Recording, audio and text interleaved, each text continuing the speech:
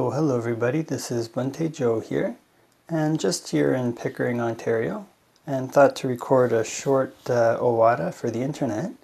So I thought that could start with a little bit of meditation, so can lean forward a little bit and arch the spine, and look about 3 feet in front, and close our eyes. And can focus in on the breath.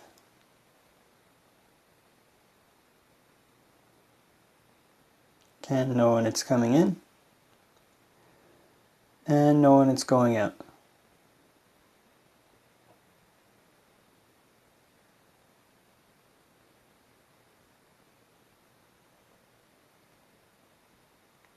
If we breathe in a long breath, can just know I'm breathing in a long breath.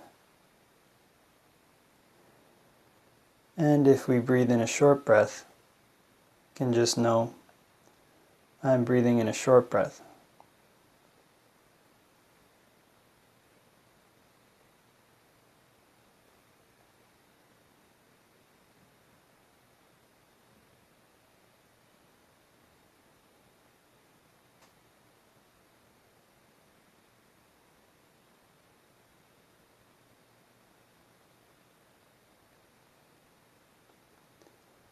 And can try to make awareness as continuous as possible, being aware all the way through the in-breath, as the in-breath turns to the out-breath, all the way through the out-breath, and as the out-breath turns back to the in-breath again. Trying to make awareness as continuous as possible.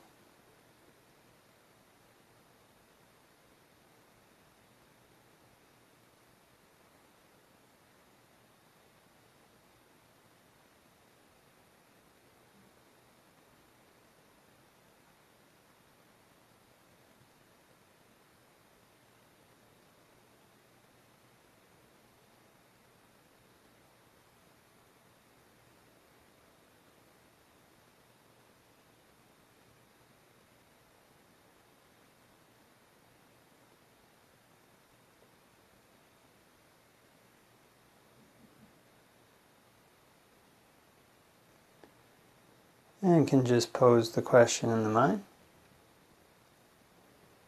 Where would be a really beneficial place to breathe from right now?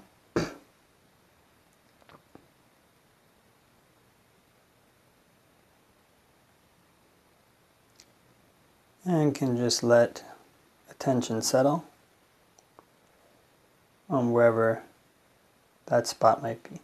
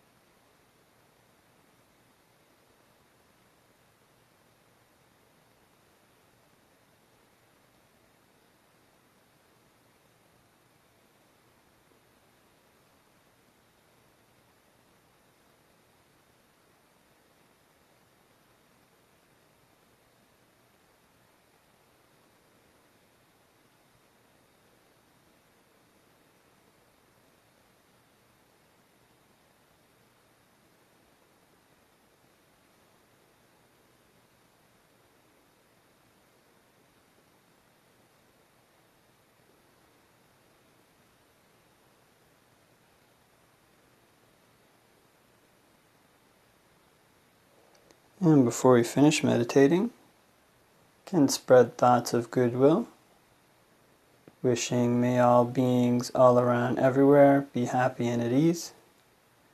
May they put in place the causes necessary to be happy and at ease.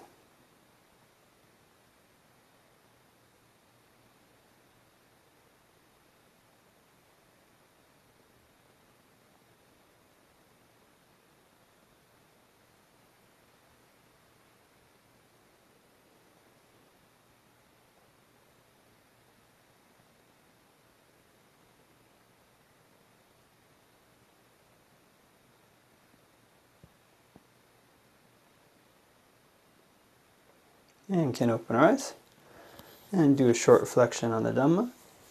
Namo tassa bhagavato arahato samma sambuddhassa.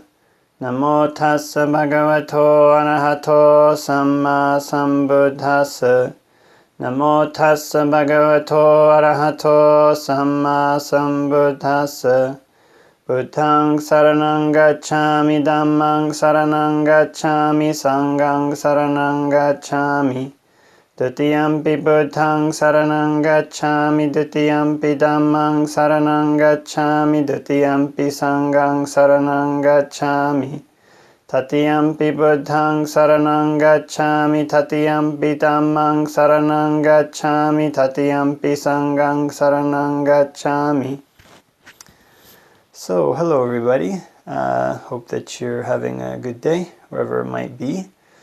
And just here in Pickering, and yesterday, or actually Saturday, is going to be Wesak, the full moon, my first full moon in May.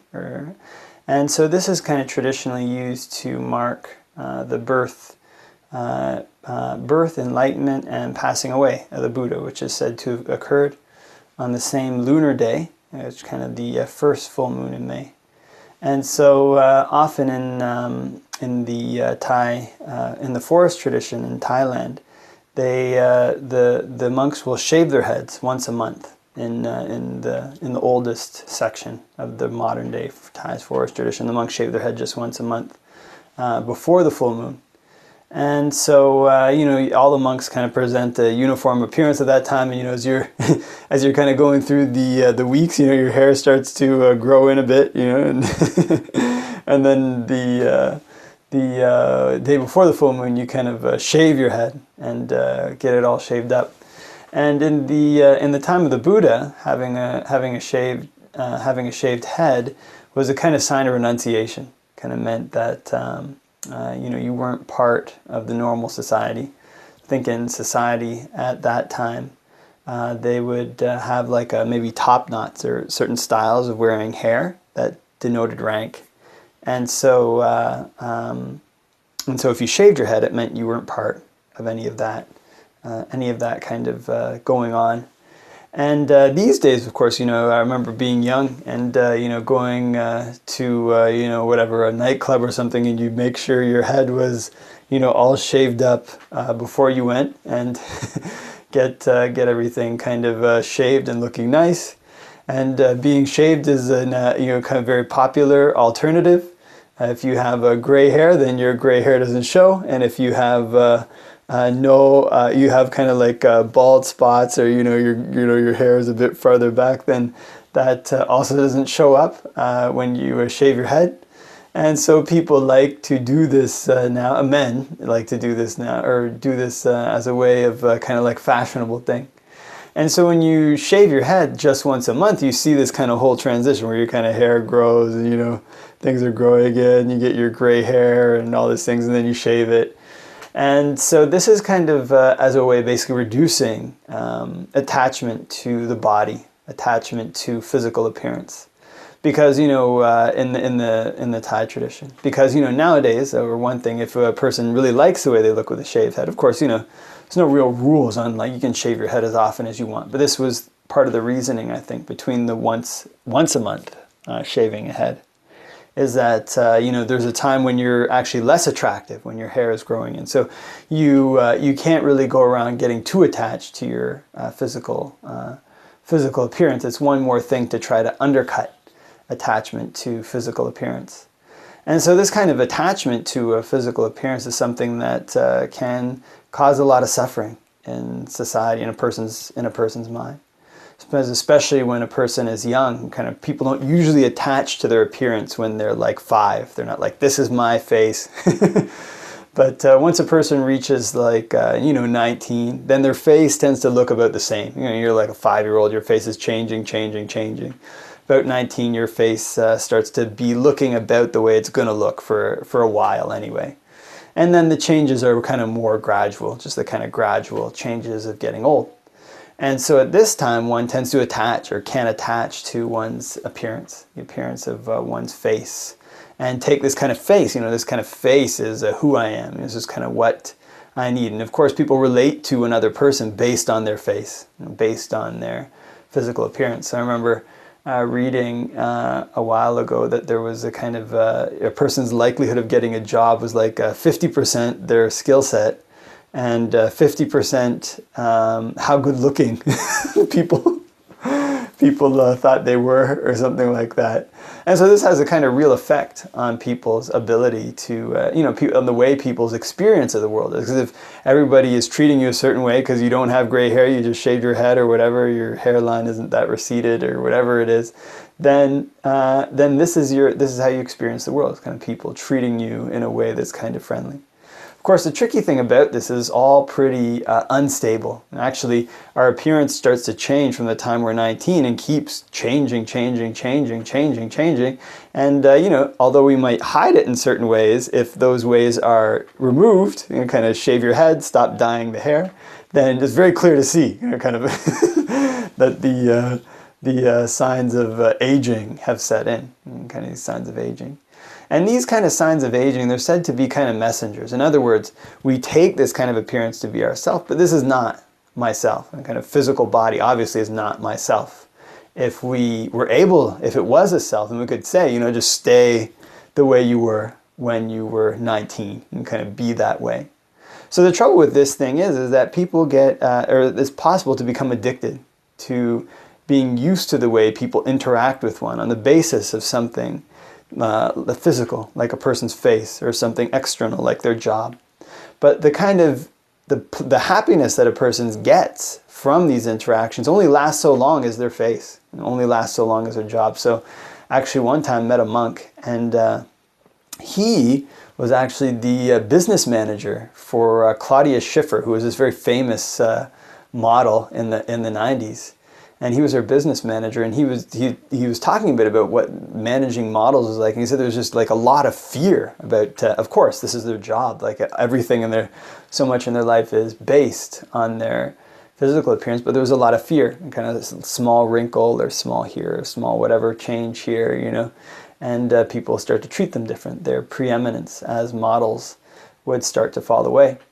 And in a similar way, to whatever extent a person starts to totally rely on their body, on one's physical appearance, it's to that extent that one suffers when it changes. And one suffers when the things that one uses to mask these changes stop being effective. Okay? There comes a point when a person's like wrinkled, you can only hide them so much. You kind of, I once heard about, there was a friend of mine who was...